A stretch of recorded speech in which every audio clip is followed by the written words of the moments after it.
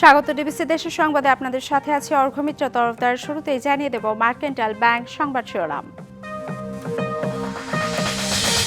মসজিদ কমিটি গঠন নিয়ে কিশোরগঞ্জের ভৈরবে দুপক্ষের সংঘর্ষে আহত অর্ধশতাধিক, বাড়িঘর ভাঙচুর, লুটপাট।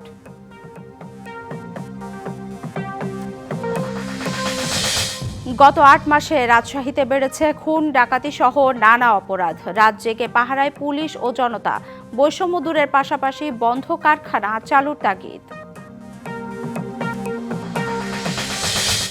নাফ নদীর মাছ শিকারীদের কাছে আতঙ্ক আরাকান আর্মি। ২ মাসে ১৩৯ জেলে আটক, ফিরেছেন ১২৮ জন। জলসীমা অতিক্রম না করার পরামর্শ। এবং সুনামগঞ্জের জাদুকাটা নদীতে অবাধে চলছে বালু লুট, বিলীন বসতবাড়ি, জমি ও রাস্তাঘাট। প্রশাসনের উদাসীনতা, অধরা হোতারা।